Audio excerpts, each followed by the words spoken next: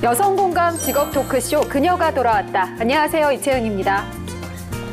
네, 오늘도 함께 하실 분들 소개할게요. 직업 전문가 조재한 박사님 나오셨습니다. 안녕하세요. 네, 안녕하세요. 직업 전문가 조재한입니다. 네, 오늘 마지막 편으로 모바일 앱 개발 어렵다는 편견 깨워드리도록 하겠습니다. 네, 그리고 새로운 얼굴입니다. 취업준비생 윤예담 학생 함께합니다. 안녕하세요. 안녕하세요. 네, 소개 좀 해주세요. 안녕하세요. 처음 인사드리겠습니다. 4학년 졸업반 23살 윤예담입니다. 네, 아주 23살. 네, 좋은 나이네요. 예담 양은 어떤 직업을 꿈꾸고 있나요? 저는 아나운서를 목표로 하고 있는데요. 어렸을 적부터 사람들 앞에서 마이크를 잡고 말할 때 제일 행복했습니다. 말의 무게와 경청하는 공감의 힘을 믿는데요. 잘 듣고 잘 전하는 일을 하고 싶습니다. 네, 그러면 스스로 자신을 단어 3개로 표현한다면 어떤 걸로 표현할 수 있을까요? 저 같은 경우는 호기심, 노력, 그리고 먹생먹사로 표현할 수 있겠습니다. 네. 호기심, 노력은 알겠는데 먹생먹사는 뭔가요? 네, 호기심이 많아서 주변에서 일어나는 일들에 관심이 많은데요. 아침에 꼭 신문을 챙겨보고 신간을 찾아 읽기도 하고 특히 새로운 맛집을 찾아다니곤 합니다. 또 좋아하는 것, 그것으로 해야 할 일들에 최선을 다하고 노력합니다. 의지가 강한 편이에요. 네. 또 마지막으로는 먹생먹사인데요. 먹는 것에 살고 먹는 것에 죽는다는 뜻입니다. 그만큼 먹는 것을 굉장히 좋아하는데요. 하루를 마무리할 때 가장 깊게 생각하는 게 내일은 뭐 먹지입니다. 저랑 비슷하네요. 채은 씨도 굉장히 먹는 거 좋아하잖아요. 제가요? 네. 보통 이제 우리가 노력이라는 이야기도 좀 많이 해봤는데요. 나 이 정도까지 노력해봤다. 예담 씨 혹시 뭐 사례가 있다면 이야기해 보실까요? 네, 취업준비생들 사이에선 흔히 세븐일레븐이라고 하는데요. 네. 아침 7시부터 저녁 11시까지 공부하면 어떤 시험이든 합격할 세상에. 수 있다는 뜻입니다. 저도 아침에 일어나서 스터디를 하는 것으로 시작해서 하루를 바삐 보낸 다음에 신문 필사를 하는 것으로 또 저녁 늦게 하루를 마무리하곤 하는데요. 현재 스터디 8개를 하면서 제 모든 시간과 우와. 노력을 아나운서 준비에 매진하고 있습니다. 채은 씨는 어떤 노력을 해보셨나요? 저요? 이 정도까지 해봤다. 이렇게 얘기를 하기가 아침 7시부터 이렇게 한 적은 없는데. 이 정도 노력은 빼고. 뭐 저 개인 그냥 뭐 제가 느끼기에 이 정도 해봤다는 사실 저는 움직이는 거 굉장히 싫어하거든요. 네. 그리고 힘들게 올라가고 이런 거 등산 같은 거 좀 무서워하는데 아나운서 준비할 때 저도 등산을 매일 했어요. 그 호흡량을 늘리기 위해서. 예. 정말 제가 산을 굉장히 싫어하는 게 올라가고 내려오는 거 힘든 것도 있지만 제가 벌레, 곤충 이런 거 진짜 기겁을 하거든요. 그래서 더운데 한여름에 온몸 뒤집어 쓰고 네. 올라가면서 이렇게 소리 지르다가 신고당한 적도 있고요. 네. 그래도 그 노력이 이제 가상하다고 해야 되나? 또는 그 노력으로 인해서 지금 이 자리까지 와 있다라고 봐야 되겠죠? 근데 요즘 친구들에 비하면 사실 노력이라고 할 수 없는데 뭐 그런 것도 하고 다이어트를 그 맞아요. 먹는 거 좋아하는 제가 네. 1년 동안 좋아하는 과자, 밀가루, 탄산음료 이런 거 싹 끊었던 적이 있어요. 네. 굉장하군요. 그 정도? 박사님은 뭐 그런 거 있으세요? 저는 뭐 다른 것보다는 오늘 이제 우리 또 모바일 앱 개발 네. 쪽인데 이 개발 관련해 가지고 제가 한번 노력을 했던 형태가 있는데 제가 개발한 게 아니라 이 개발자분이 이제 결과 보고서를 이제 해야 되는데 이 통계 숫자가 딱 틀린 거예요. 그래서 그 클라이언트가 이제 그거를 딱 보는 순간 못 믿겠다. 이게 잘못된 거 아니냐라고 해서 그 결과 보고서를 딱 놨는데 우리 영화에서 보는 것처럼 쫙 그 몇백 장이 흩어지는. 그래서 그거를 줍고 제가 그거를 다 수정하는데 3일 동안 집에 안 가고 그 사무실 회의실에서 앉아서 딱 다 고쳐줬던 그 형태가 아이고. 좀 생각이 난 것 같아요. 정말 네. 그 노력이 가상해서 어쨌든 그 이후로 그분하고 좀 관계가 좋아졌는데 이런 노력이 어찌 보면 지금의 이 자리까지 다 와 그쵸. 있게 해주지 않았을까 그래 봅니다. 모든 일에는 항상 노력이 없이 되는 건 정말 없는 것 같습니다. 자, 그녀가 돌아왔다. 오늘은요, 모바일 앱 개발자 직업에 대해서 알아보는 마지막 시간입니다. 생생한 직업 현장의 이야기 들어보는 그녀의 잡담 준비하고 있습니다. 여성 공감 직업 토크쇼 그녀가 돌아왔다. 지금 시작합니다.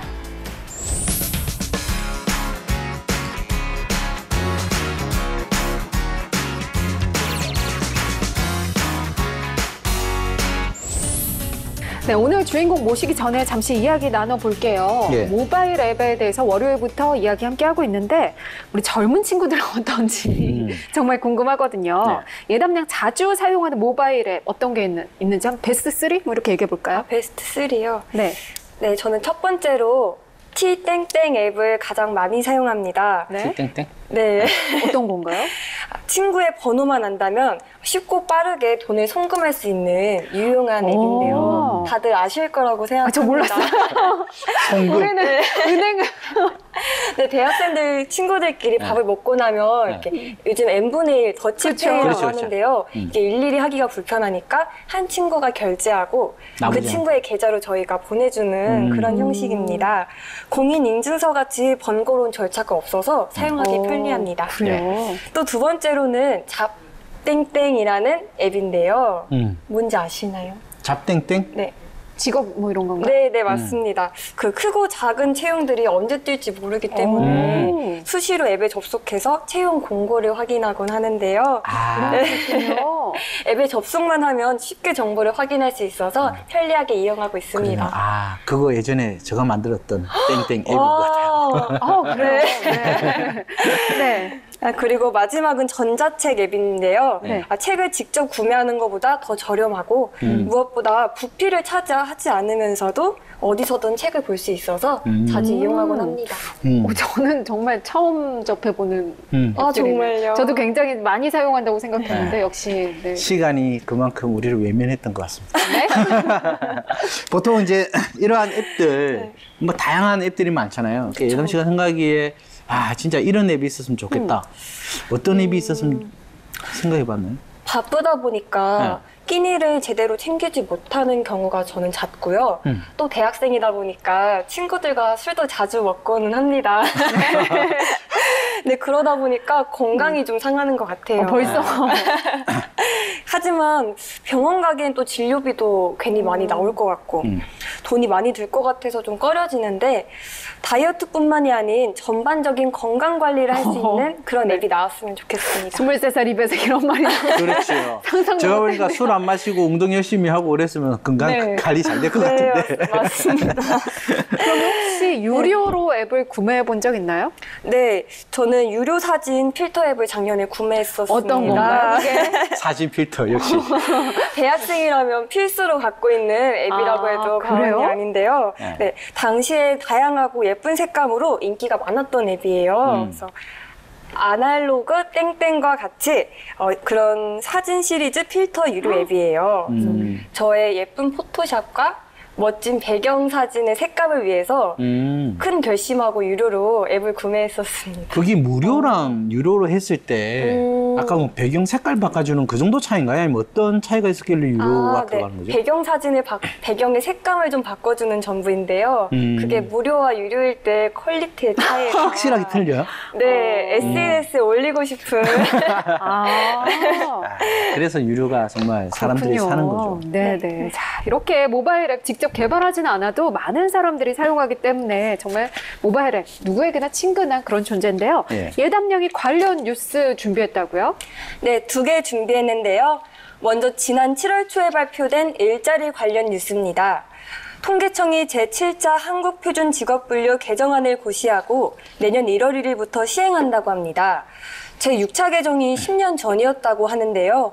그래서인지 이번 개정안에는 그동안 직업분류에 등재되지 않았던 직업들이 많이 포함되어 있습니다. 네. 특히 4차 산업혁명 관련 분야 직업으로는 데이터 분석가와 로봇 공학기술자 및 연구원, 그리고 모바일 앱 프로그래머 직업이 신설되었습니다. 10년 만에 한국 표준 직업 분류가 개정이 됐다. 어떤 네. 의미가 있을까요? 실제로 조금 전에 이야기했던 이런 직업들은 10년 전에도 유망 직업과 뭐 인기 직업으로 이제 네. 나왔던 그런 직업들이죠. 실질적으로 이제 저희가 매번 방송일 때 한국 직업 사전에 등재돼 있냐, 등재돼 그렇죠. 있지 않느냐, 네네. 이 차이점이라고 봐야 될 것 같은데요. 10년 참 오래 걸렸던 것 같습니다. 일단 4차 산업혁명 관련해서 ICT 쪽 분야겠죠. 그래서 이제 기술에 관련된 융복합 이러한 분야가 이제 들어왔고요. 그 다음에 이제 두 번째로 보게 되면 문화 콘텐츠 분야가 들어왔게 되고, 세 번째가 이제 뭐 여성이라든지 뭐 저출산 이런 관련된 노인분들에 관련된 이러한 서비스 분야까지도 이제 합치게 됐는데, 누차 말씀드렸지만 이러한 이제 한국 직업 표준 분류는 통계청에서 통계를 모아서 이루어지는 부분이고요. 소멸과 생성과 융합 그리고 세분화 이런 직업들이 이제 등재가 됐다라고 보시면 되고, 이번 7차 때 보면 이제 현실을 좀 반영한 이제 이런 직업명들도 좀 나오게 됐고요. 네.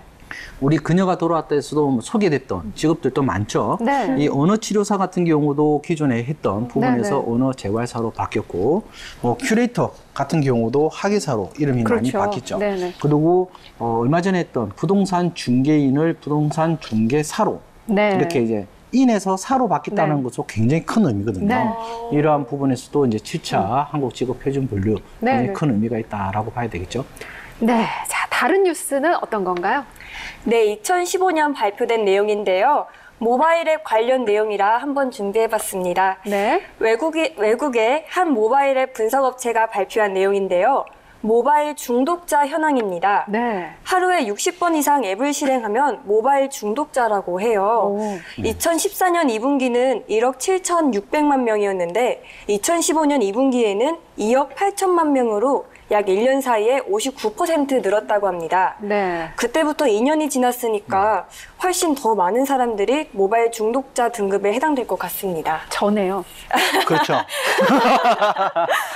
하루에 몇 번 정도 실행하세요? 근데 저는 이 데이터에 조금 반론을 좀 할 수 있는 것 중에 하나가 이 중독이라는 게 우리가 불과 한 5, 6년만 가더라도 인터넷 중독자, 네. 게임 중독 이런 이야기를 했지만, 이게 어찌 보면 지급화가 되고 일상생활화가 됐을 때 이 중독이라는 말들이 좀 벗어나지 않을까라는 생각이고요. 실질적으로 우리가 메시지를 열고 이게 어떤 부분일지 모르겠는데, 우리가 메시지만 열고 닫고 하는 것도 횟수로 들어간다면 저도 좋게 60번은 기본적으로 넘지 않을까. 그렇죠. 네. 그렇죠. 닫았다 열었다 닫았다 열었다 그다음에 일단 쉬는 메신저만 시간에. 해도 벌써 뭐 몇 번이에요. 그렇죠. 그러다 보니까 우리가 보통 메시지 확인하고 네. 포털에만 들어가 봐도 껐다 켰다 하더라도 좋게 50번은 네. 충분히 넘다 봐야 되기 때문에 중독성 여부 우리가 한번 체크해 봐야 되지 않을까 생각해요. 또 저처럼 찾는 사람이 많은 사람. 아, 그럼요. 워낙 많아가지고. 그러니까요. 네. 안 볼 수가 없어요. 그럼요. 네. 우리 예담양은 보통 몇 번 정도 보는 것 같아요? 저는 평소에 휴대폰을 많이 사용한다고 생각해서 네. 죄책감을 좀 갖고 있었는데 네. 오늘 박사님 말씀을 들으니까 좀 마음이 네. 한결 가벼워집니다. 네. 네. 엄마한테 좀 당당하게 주장할 게 생겼습니다. 근데 아마 어머님도 60번 이상은 보실 거예요. 그럼요. 이 애가 지금 네. 들어왔냐, 뭐 했냐, 문자 보내고, 그죠? 저희 어머님도 핸드폰 거의 놓치고 계시거든요. 네. 네. 근데 모바일 앱을 안 쓸 수 없도록 요즘 또 그렇게 네. 다 변하고 있어요. 그럼요. 뭐 은행 업무 그렇죠. 뭐 쇼핑도 그렇죠. 그리고 사람들하고 연락하는 것도 그렇죠.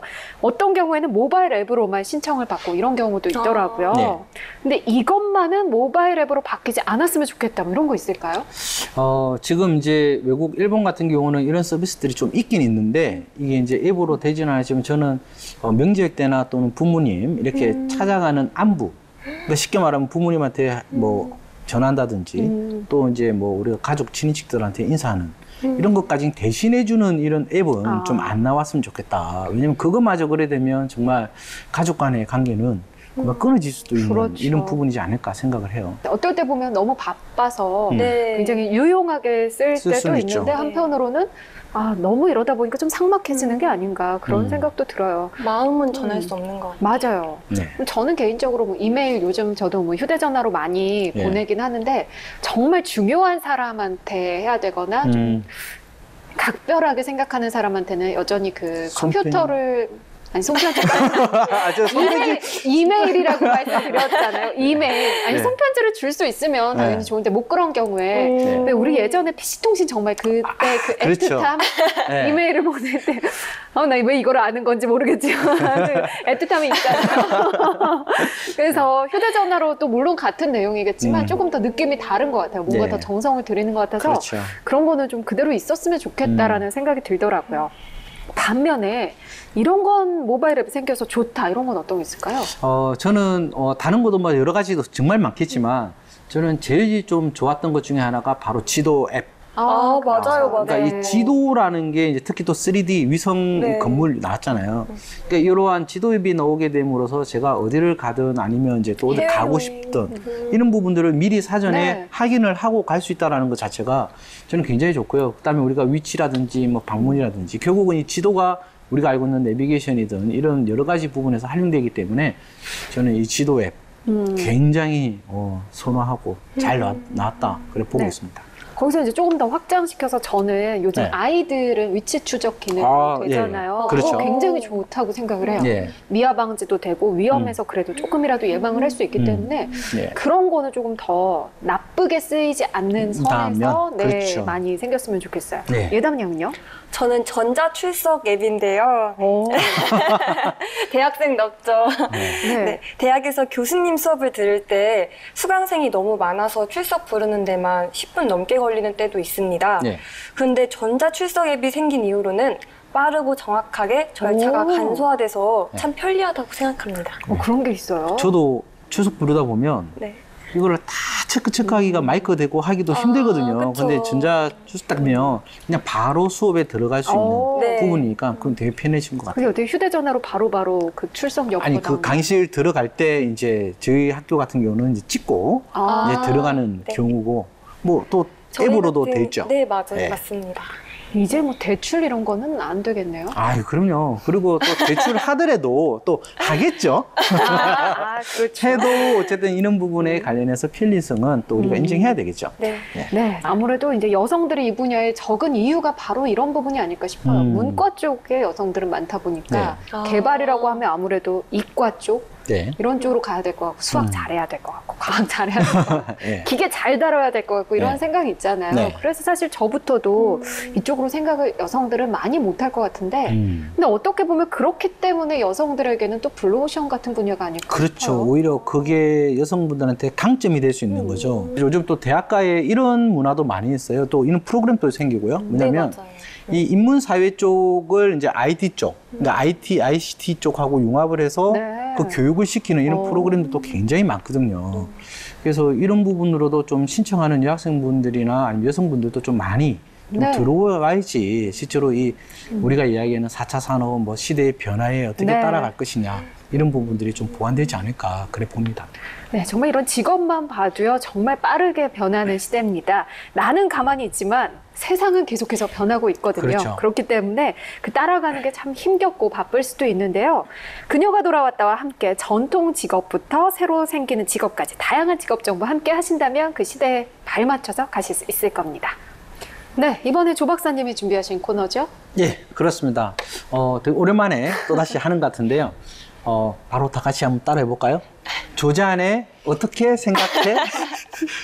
주먹을 쥐고. 예. 어쨌든 처음이니까 어쨌든 생소하다라고 할 수 있는데요. 저도 굉장히 부담스럽습니다.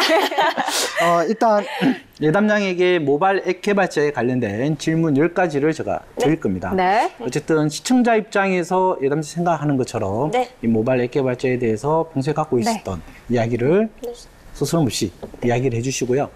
그게 맞는지 아닌지는 오늘 출연자분한테 네. AS 시간을 갖고 확인해 보도록 하겠습니다. 네, 질문을 듣고 앞에 있는 오늘 또 최첨단 장비가 도입이 됐습니다. 아, 그럼요. OX 편말을 들어서 답변해 주시면 됩니다. 자, 시작할까요? 네, 일단 첫 번째 질문 드리도록 하겠습니다. 모바일 앱 개발자면 딱 떠오르는 연상 키워드 3가지에 대해서 말씀해 주세요. 네. 카카땡땡 시장조사 그리고 분석력입니다. 네네. 네, 카카땡땡은 이제 모든 분들이 다 아실 거라고 생각하는데요. 저는 이 앱이 모바일 앱 활성화의 시작 그리고 시초라는 생각이 딱 들었습니다. 네. 스마트폰이 생겨난 초창기부터 지금까지 널리 대표되는 모바일 앱이라 그런지 바로 생각이 났습니다. 네. 두 번째로는 시장 조사와 분석력인데요. 넘치는 앱들 사이에서 단연 눈에 띄려면 확실한 시장 조사가 필요할 것 같습니다. 네. 때문에 바로 이어서 분석력이란 키워드가 바로 떠올랐습니다. 시장을 객관적으로 분석해 어떤 수요와 공급이 필요한지 아는 것도 앱 개발자의 역할이라 생각합니다. 네. 나중에 꼭 확인해 보도록 그러니까요. 하겠습니다. 두 번째 질문 이어갈게요. 네, 두 번째 질문 드리도록 하겠습니다. 일단 모바일 개발자 되면 야근이 많다, 네. 적다. OX로. 네. 많으면 O, 적다 생각하면 X. 네. 어려운데요. 네, 저는 O로 하겠습니다. 야근이 많다. 네. 편견입니다. 이유는요? 수많은 변수를 확인하고 빠르게 변화하는 사회 흐름도 읽어야 되고 사용자들의 불만도 개선하다 보면 아무래도 야근이 잦을 수밖에 없을 것 같은데요. 네. 두 분이 하시는 일에는 야근이 많은가요? 지금 저희들한테 지금 질문하신 거예요? 박사님, 야근 많으세요? 네, 저는 좀 많은 편이다라고 좀 봐야 될 것 같고요. 어쨌든 그 야근이라는 게 어쨌든 그 다음 일을 진척하기 위한 부분 중에 하나고, 또 저 같은 경우는 또 기획 업무를 또 주로 많이 하다 보니 주로 이런 개발자분들이니까 낮에는 이야기를 하고 또 밤에는 또 그에 대한 기획서를 써야지 또 개발자분들이 또 작업을 할 수 있으니까 이런 부분에서 좀 야근이 좀 많다라고 봐야 되겠네요. 시은 씨는? 저는 좀 답변을 하기가 모호하네요. 네, 일단 그 방송 시간이 언제냐에 따라서 다른 건데, 저 같은 경우에는 네. 저녁에 항상 네. 스케줄이 있어요. 그래서 거의 끝나는 시간이 저녁에 9시, 10시인데, 출근을 5시 하거든요.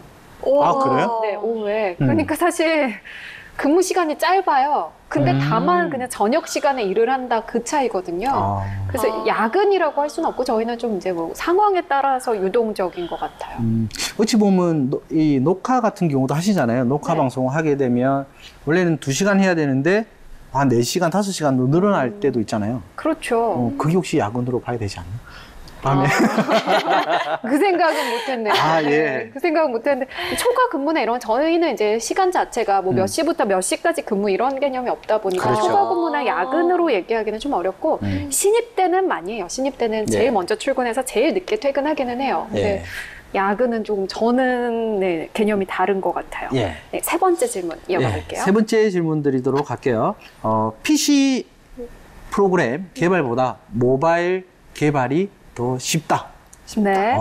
쉽다 생각하면 O, 아니다 싶으면 X로 네. 들어주시기 바랍니다.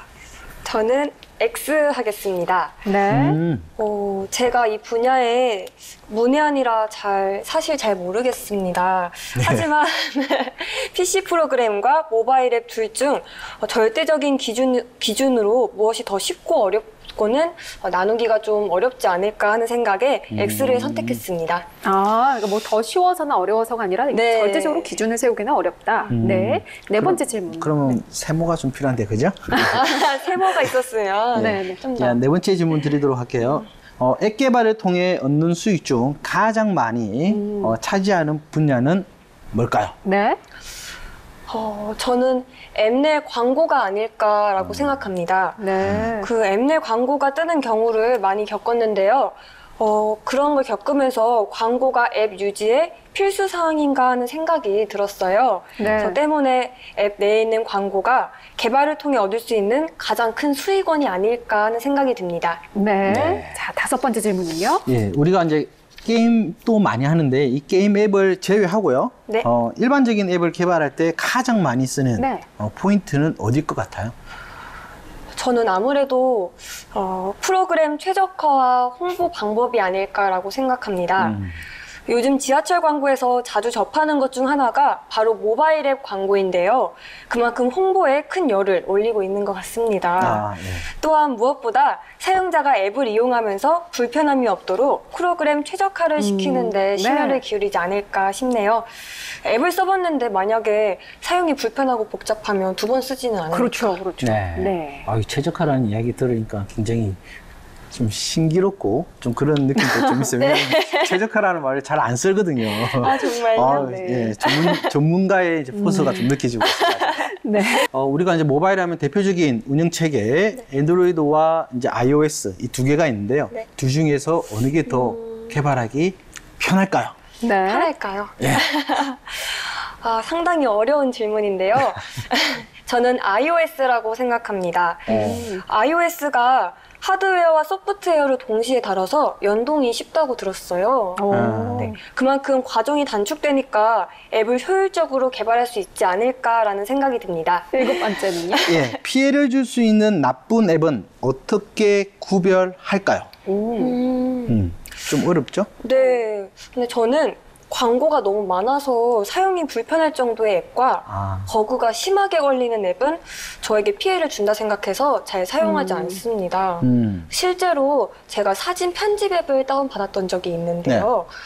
사진 한 장만 편집하고 저장했을 뿐인데 바로 버그가 떠서 사용 접속이 어렵고 또 그럼 다시 앱을 껐다가 켰다가 하는 걸 계속 반복하다 보니까 그게 굉장히 저에게는 좋지 않은 앱으로 기억됩니다. 네, 그럴 수 있겠네요. 네. 알겠습니다. 자, 8번째 질문 드리도록 하겠습니다. 앱을 지우기만 하면 앱에 저장되어 있던 내 개인정보도 함께 삭제가 된다. 되면 O, 안 되면 X를 들어주시기 네. 바랍니다. 이건 바로 X를 들겠습니다. 이유는요? 제가 인스타 땡땡이란 앱을 SNS 앱인데요. 시험 기간에 지웠다가 그 유혹을 이기지 못하고 다시 설치했던 적이 있습니다. 근데 로그아웃만 됐을 뿐이지 개인정보가 지워지지는 않았었어요. 그 탈퇴를 꼭 신청해야만 개인정보가 추후에 삭제된다고 들었습니다. 그러면 혹시 가장 민감한 개인정보 이런 건 어떤 거 있어요?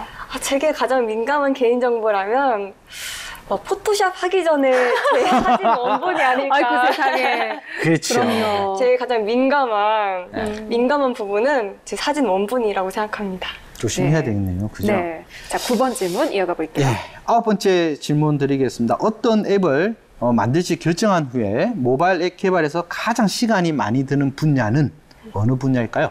네. 저는 오류 점검 분야라고 생각합니다. 변수가 많은 앱 개발에서 오류를 점검하는 게 가장 시간이 많이 할애되는 부분이 아닐까라는 생각이 듭니다. 네, 마지막 질문이요. 예, 좋은 모바일 앱 개발자가 되기 위해 가장 필요한 역량은 네. 뭐라고 생각하시나요? 사실 모든 역량이 가장 다 중요할 것 같은데요. 저는 그중에서도 분석력이 가장 모바일 앱 개발자에게 필요한 역량이라 생각합니다. 개인의 선호도에 치우친 시장 조사는 시장의 흐름을 정확히 파악한 것은 아니라고 생각해요. 저 시장의 동향을 정확하게 분석하고 소비자의 필요도를 파악하는 분석력이 앱 개발자에게 중요한 역량이라 생각합니다. 네, 자, 지금까지 모바일 앱 개발자 관련해서 다양한 질문에 대해서 예담양이 답을 했는데요. 과연 이 대답이 얼마나 맞을지 오늘의 주인공과 함께 알아보겠습니다. 그녀의 잡담 오늘의 주인공 화면으로 먼저 만나보시죠. 기능성 모바일 앱 개발을 전문으로 하고 있는 한 회사. 이곳에 오늘의 주인공이 있다고 하는데요. 대학교 3학년 때인 2000년에 모바일 게임 회사를 처음 창업했고 17년이 지난 지금은 모바일 앱 개발 분야에서 여전히 활약하고 있는 여성 모바일 앱 개발자 권선주 대표. 그녀가 바로 오늘 우리가 만날 주인공입니다. 그녀는 모바일 앱을 개발할 때 여러 가지를 고민한다고 하는데요. 잠시 그녀를 만나볼까요? 앱을 만들 때 구체적으로 고려하는 요소라면은 일단 어떤 고객들이 사용할 것인가 하는 부분을 좀 정밀하게 따져보고요. 그걸 이제 시장 조사라던가 이런 걸 통해서 이제 분석을 하고요. 그리고 그 사람들이 그 타겟이 어떠한 요구사항이 있는가 이제 그것을 분석을 합니다. 우리가 생각하고 있는 이런 사람들이 이런 앱이 있으면 좋을 것 같아라고 생각하는 것과 정말로 그 사람들이 이런 게 있었으면 좋겠다라고 생각하는 점, 그리고 때로는 그 사람들이 생각하지 못하는 그런 필요한 것들까지 이제 집어내서 이제 고려해서 개발을 하죠. 모바일 앱 개발의 시작 단계라고 할 수 있는 기획 업무. 어떤 사용자를 대상으로 어떤 콘텐츠를 어떻게 활용할지 결정하는 작업이 바로 기획팀의 주요 업무라고 할 수 있죠.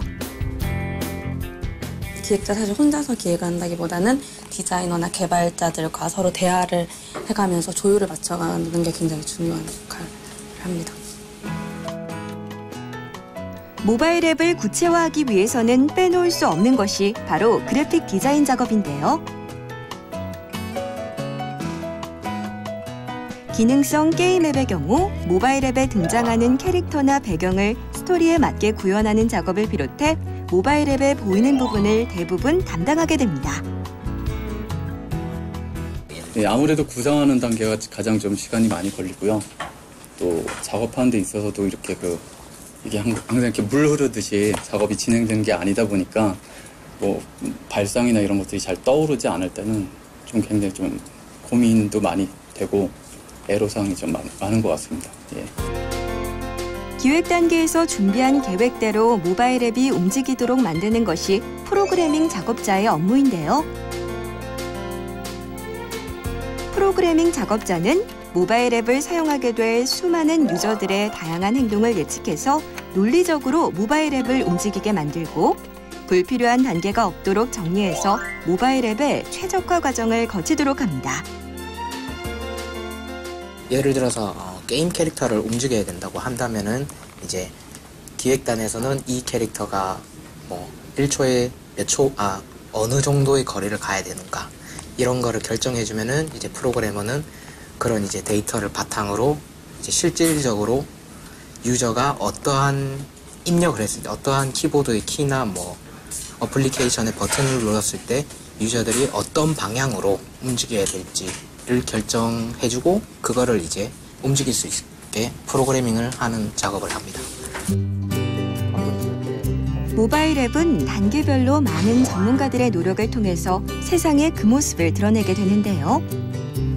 여성의 진출이 지금보다도 훨씬 적던 과거부터 지금까지 관련 분야를 지키고 있는 권선주 대표. 잠시 후 그녀와 함께 모바일 앱 개발자에 대한 이야기 나눠보겠습니다. 저희 회사는 기능성 앱, 기능성 게임 이런 앱들을 주로 전문적으로 만들고 있습니다. 앞으로도 그러니까 저희 앱을 필요로 하는 고객들이 필요로 하는 기능을 넣어서 계속해서 전문적으로 만들어 나갈 수 있는 것, 그것이 저희의 희망입니다.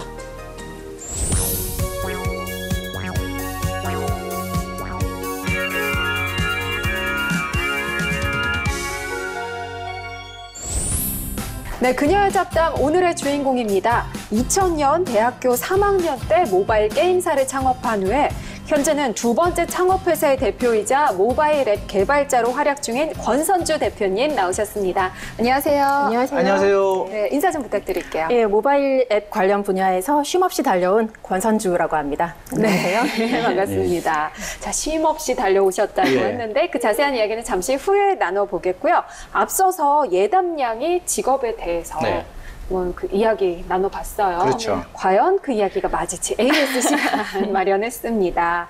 자, 첫 번째 질문이 모바일 앱 개발자하면 딱 떠오르는 연상 키워드 3가지였는데 이 3가지 어떤 거 얘기했었죠, 예담양?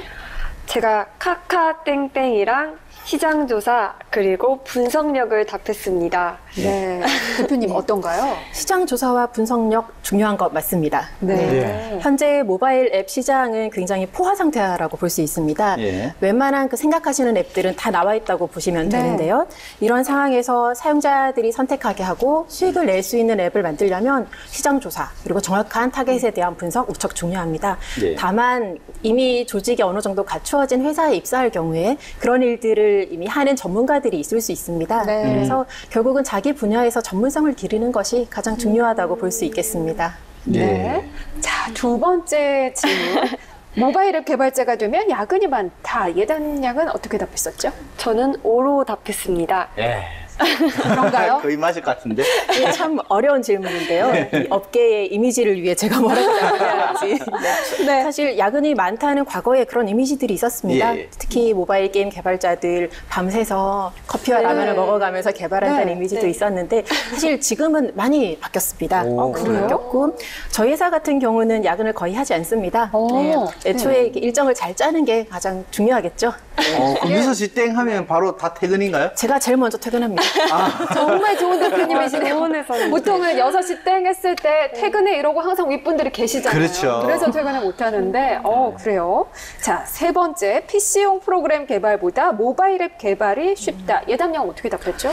제가 사실 이 부분에 대해서는 O와 X로 딱 나누기가 어렵더라고요. 그래서 모르겠다고 답을 했습니다. 세모가 없었던 세모. 그렇죠. 네네.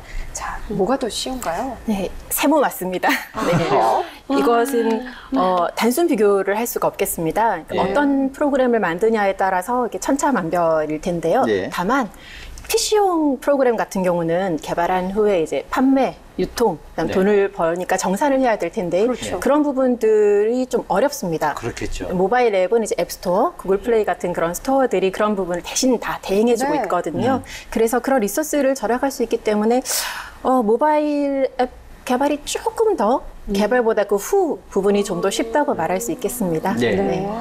자, 네 번째 질문. 앱 개발을 통해 얻는 수익 중에 가장 많이 차지하는 분야, 예담양은 어떻게 답했나요? 저는 앱 내 광고라고 답했습니다. 네, 네. 이건 어때요, 대표님?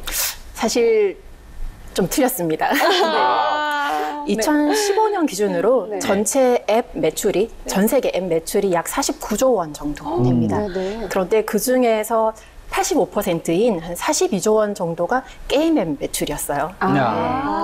뭐 특히 또 예를 들자면 뭐 중국에서 만든 왕자 영요라는 모바일 게임이 있는데 그 게임이 올해 1분기, 올해 1, 2, 3개월 동안 1조 원의 매출을 거뒀습니다.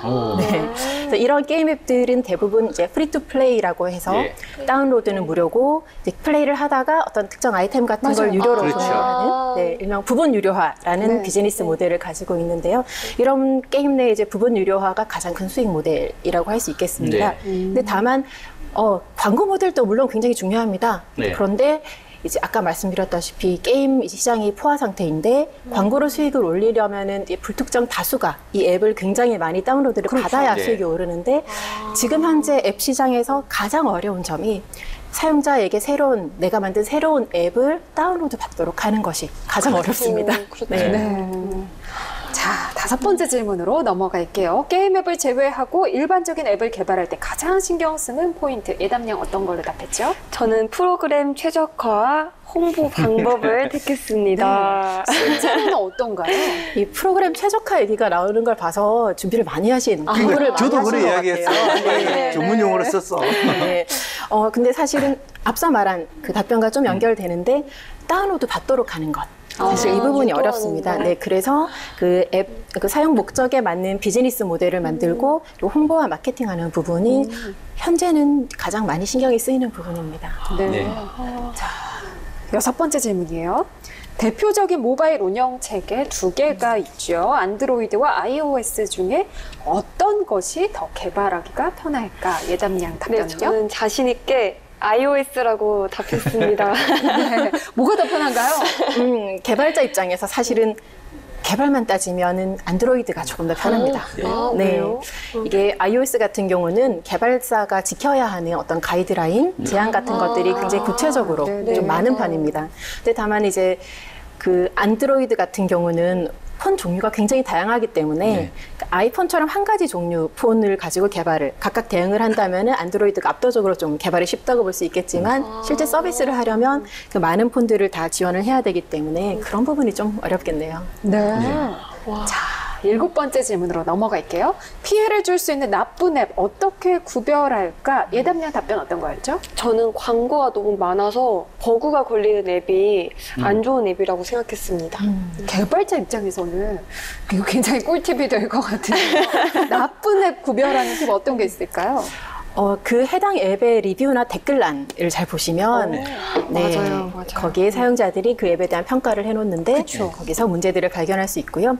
근데 개발자 입장에서 사실 봤을 때 이 앱 왜 이렇게 만들었지 싶은 것들은 그러니까 최적화, 아까 나왔던 최적화를 안 해서 쓸데없이 많은 용량을 차지하거나 쓸데없이 많은 메모리를 요구하거나 하는 앱들이 개발자 입장에서 나빠 보입니다.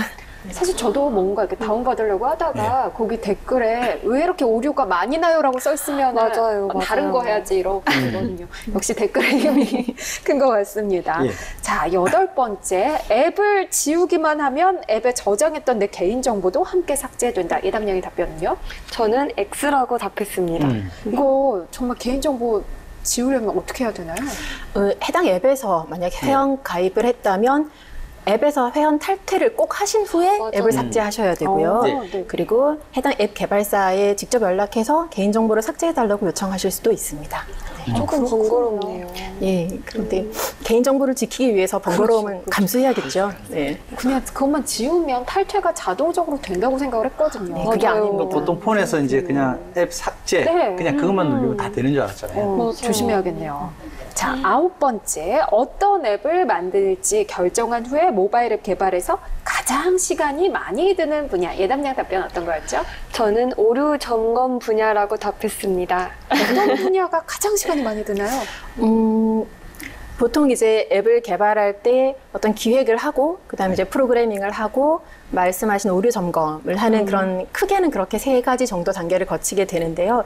이것도 역시 앱마다 천차만별입니다. 네. 어떤 앱은 굉장히 오랫동안 디테일하게 복잡한 기획을 해야 하는 앱도 네. 있고, 뭐 어떤 앱은 아이디어는 단순했으나 프로그래밍 입장에서 굉장히 머리를 많이 써야 하는 것들도 있고요. 그런데 네. 저희 회사에 그냥 사례를 비추어 봤을 때 한 7대3 정도로 프로그래밍 시간이 좀 많이 걸리는 것 같네요. 프로그래밍 시간. 네.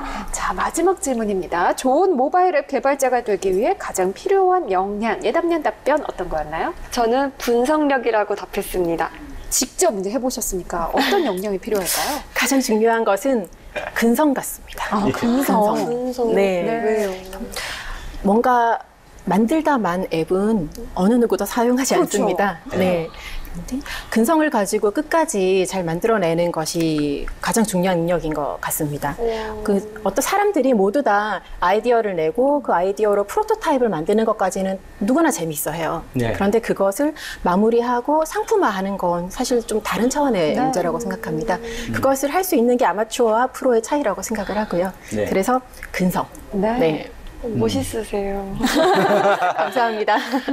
네, 자, 이제 본격적으로 오늘의 주인공 권산주 대표님과 직업에 대한 이야기 나눠보겠습니다. 제가 아까 소개를 할 때 대학교 3학년 때 모바일 게임사 창업을 하셨다 이렇게 소개를 했는데 사실 2000년이면 네. 모바일로 뭔가를 한다는 게 그렇게 흔하지 익숙하지 않았죠. 않은 일이었어요. 그렇죠. 더군다나 요즘이야 뭐 여성들이 많이 그래도 진출했지만 그 당시에 프로그램 개발 분야의 여성 도전 많지 않았을 텐데 왜 그렇게 게임 분야, 특히 프로그램 개발 분야로 그것도 어린 나이에 지원을 하신 건가요? 사실은 제가 게임을 너무너무 좋아했습니다. 어린 시절부터 중고등학교, 대학까지 게임을 너무너무 좋아해서 예. 너무 좋아하다 보니까 직접 만들어 보고 싶었고요. 그리고 2000년 그때 당시는 이제 핸드폰이 스마트폰이 아니라 그렇죠. 폴더폰, 피처폰이라고 그렇죠. 하는 네, 폰들이었습니다. 네. 보신 적 있으세요? 네, 저도 사용했습니다. 그런가요? 또 부모님들한테 효도폰 또 드리고 하니까. 네. 그런 폰에서 이제 막 모바일 게임이라는 게 가능해지는 그런 상황이었어요. 네. 그래서 일반적인 그때까지는 PC 게임을 이제 많이 네. 했었는데 PC 게임이나 콘솔 게임을 만들려면은 자본과 인력이 굉장히 많이 필요했습니다. 그럼요. 그런데 모바일 게임은 아직까지 약간 단순한 플랫폼이어서 이거라면은 내가 가진 돈과 내가 가진 인력으로 할 수 있겠다라고 생각해서 창업을 하게 되었습니다. 네. 게임사 창업을 저보다 어릴 때 시작하신 것 같아요. 그래서 어떻게 하신 건지 궁금합니다. 창업을 해야겠다고 생각을 한 뒤에 저는 실행력이 좀 있는 편이어서 네네. 서점에 가서 그 만화로 되어 있는 회계 관련 책을 한 권 샀어요. 그리고 그걸 본 다음에 그 친구네 다세대 주택 지하 창고를 월 10만 원에 빌리기로 하고 예. 창문도 없는 창고였는데 가서 페인트 칠하고 준비를 하고 그다음에 사업자 등록을 내고요. 무작정. 정말 잘 몰랐죠. 그리고 친구들한테 야, 나 창업하는데 동료가 좀 필요하다. 좀 소개 좀 해달라라고 했더니 친구가 자기 동생을 소개를 해주더라고요. 네. 그래서 처음에 2사람으로 이렇게 시작을 했었어요. 어려웠던 적도 많았을 거예요. 그렇죠. 그러면 처음 창업한 회사를 몇 년 동안 하신 거예요? 10년 정도 경영했습니다. 처음 창업해서? 네. 그게 정말 쉽지 않은 일이거든요. 그런데 모바일 앱 시대가 되다 보니까 이제 좀 흐름도 달라지고 뭔가 다른 쪽으로 눈을 돌려야겠다 이렇게 생각하셨을 수도 있을 것 같은데 그럼 처음 개발에 참여했던 모바일 앱 어떤 거였나요? 그러니까 스마트폰용 앱 말씀하시는 네네. 거죠? 네. 그렇죠. 저희는 코리안 홈 레시피라고 네. 한국 가정요리 레시피 앱을 만들었었어요. 그때 처음 시작했을 때는 우리나라의 아이폰이 아직 들어오기 직전이었고요. 전 세계를 대상으로 앱을 만들어야 되는데 어떤 게 먹힐까 고민하다가 그러니까 한국 가정 요리를 좀 소개를 하고 싶다라고 생각을 해서 전문가분하고 이렇게 계약을 하고 이렇게 제작을 하게 되었습니다. 네. 일단 뭐 직접 모바일 앱을 개발하셨으니까 잘 아시겠지만 하기 전과 그 이후에 뭐 좀 달라진 네. 거라든지 뭐 다른 부분이 있다면 어떤 것들이 있을까요? 그러니까 혼자만의 상상이나 습작이 아니라 예. 뭔가 그 어떤 상품을 만든다는 것이 아무래도 가장 큰 다른 점이었고요. 그리고 그 전에 게임은 제가 워낙 좋아했고 많이 만들어 봤었지만은 또 게임 외에 전 세계 사람들이 할 수 있는 어떤 앱을 만드는 것도 좀 다른 문제더라고요. 네. 그리고 다른 사람들이 거기에 지불하는 돈이나 시간이 얼마나 가치 있는 것인가 또 새삼 느낄 수 있었고요. 네. 그러면 모바일 앱 개발 관련 에피소드도 진짜 다양할 것 같아요. 네.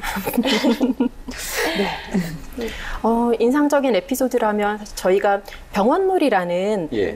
아동용 기능성 앱을 출시를 했었습니다. 예. 지금도 서비스 중인데요. 그 앱은 만성질환 아동들이 이제 그 병원에 친숙해져야 되니까 병원에 대해서 이해를 시키는 앱인데요. 예. 그걸 출시할 때 전 세계를 대상으로 했으니까 나오는 캐릭터들이 특정 인종으로 보이지 않게 하려고 굉장히 노력을 했어요. 그렇죠. 예를 들면은 뭐좀 모호한 피부색, 그다음에 뭐 모호한 생김새, 만화처럼 그냥 단순한 캐릭터를 만들어서 런칭을 했는데 해외 부모님들이 왜 캐릭터가 백인밖에 없냐고. 그쪽에서 한국에서? 보기에는. 네, 문의 메일을 보내셔서 한국에서만 있던 우리의 시각이 얼마나 좁은가. 예, 글로벌하게 맞추어서 굉장히 노력을 많이 해야겠구나 이런 그런 일이 있었습니다. 네. 근데 기능성 앱이 어떤 건가요? 기능성 앱이나 기능성 게임은 그냥 게임은 보통 재미를 위해서 네. 플레이하잖아요. 그런데 기능성 게임은 게임 속에 있는 요소들, 보상이라든지 경쟁이라든지 재미까지 포함해서 그런 요소들을 이용해서 재미 말고 다른 목적을 이루도록 하는 걸 기능성 게임, 기능성 앱이라고 합니다. 네. 그렇군요. 보통 이제 앱 같은 경우 이제 막 개발하실 때 보통 수주 받는 경우도 있을 것이고 네. 또는 자체적으로 이제 개발하시던 이런 부분도 있을 것 같은데 이 두 개를 좀 구분해서 한다면 뭐 기간 개발하는데 좀 소요되는 기간 어느 정도가 걸릴까요? 너무 천차만별인 케이스 바이 케이스인 건데요. 저희가 예를 들어서 저희가 개발할 때 가장 짧게 걸린 앱은 2개월이고요. 그 다음에 가장 길게 걸렸던 앱은 1년 반 정도 개발을 했던 것 같습니다. 그리고 요즘 이제 나오는 대작 모바일 게임 같은 경우는 2년 이상 개발이 기본으로 잡히고 있습니다. 네. 그러면 그 개발 단계가 보통은 어떻게 되나요? 보통은 이제 어떤 아이디어가 나오면 그 아이디어를 좀 구체화하는 이제 기획 단계를 거치고요. 그리고 기획을 한 후에 이제 개발자가 본격적으로 프로그래밍을 시작을 합니다. 그리고 그 사이에 이제 사운드라든지 그래픽 같은 리소스를 같이 만들게 되고요. 개발을 하고 나면은 이제 테스트 과정, 그리고 그렇죠. 최적화 과정 등을 거쳐서 출시를 하게 되죠. 어쨌든 지금 17년 이상의 아니 베테랑 이제 개발자신데 지금 이제 시청하고 계신 분들은 이제 막 하시려고 하는 분들 또 관심 있어 하시는 분들 이런 분들이 많을 것 같아요. 이 모바일 앱 개발을 하기 위한 잘하기 위한 이 포인트 좀 짚어주세요. 다양한 모바일 앱을 사용해 보는 것이 중요할 것 같습니다. 사용해봐라. 네. 그리고 미래의 나를 믿지 말자. 그 어떤 의미인가요? 내일 일어나서 공부하자라고 생각하지 말고 오늘 공부하고 주무세요. 뭔가 저에게 피와 살이 되는. 네. 그러면 보통 어떤 기준으로 신입 모바일 앱 개발자를 선발하세요? 포트폴리오를 가장 많이 봅니다. 네, 직접 뭐 기획이든 그래픽이든 프로그래밍이든 실제로 자기가 만들었던 어떤 습작 같은 것을 제출을 하면 저희가 그것을 보고 보통 판단을 합니다. 네. 그런데 사실 여성들이 아주 많이 가는 분야는 아니에요. 여성으로서 이렇게 모바일 앱 개발자를 해보니까 좋은 점이 있다면 어떤 걸까요? 아무래도 이 IT 업계 쪽이 실력대로 평가하는 분위기다 보니 여성으로서 어떤 성별에 따른 차별 같은 것을 좀 적게 받는 분야라고 할 수 있겠습니다. 그런 점은 확실히 좋은 점이고요. 네, 그거는 사실 그냥 좋은 점 정도가 아니라 굉장한 메리트가 될 것 같아요. 네. 그리고 어쨌든 뭐 이런 부분들을 오랫동안 시행착오도 거치면서 어찌 보면 혼자 하기도 힘들지만 어쨌든 동료라는 분도 있었겠죠. 그렇다면 좀 힘들었다. 여성으로서 이 부분 좀 힘들더라. 라고 혹시 느꼈었던 부분이 있다면?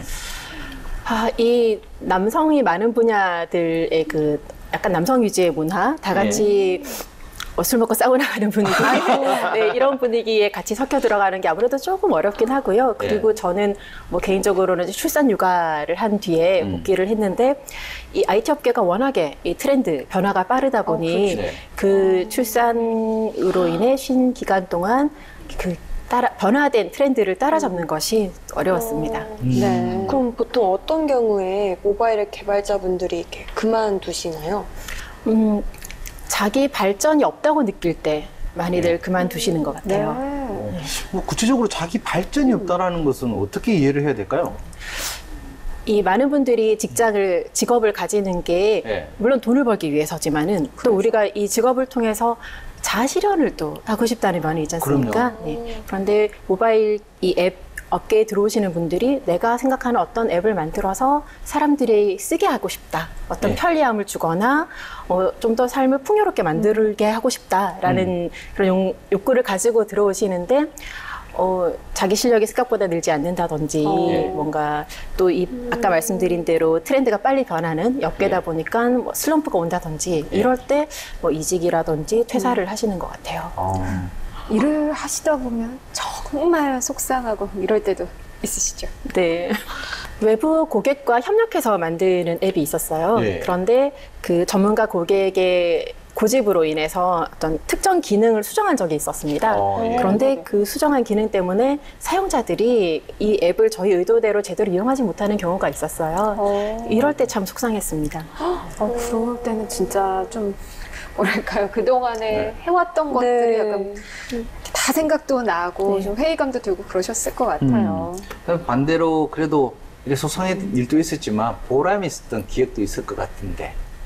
저희가 장애 아동을 위한 앱을 만든 적이 있었는데 그 앱을 사용한 장애 아동들의 부모님들로부터 감사하다는 인사를 받을 때 정말 우리 정말 이 일을 택하길 잘했구나라는 보람을 느꼈습니다. 뭐 직접 전화라든지 이렇게 뭐 평가 댓글 이런 거로 이제 많이 오나요? 이메일도 보내시고요. 네, 직접 뵙게 되는 경우도 있어요. 그런데 직접 고맙다고 얘기도 하시고.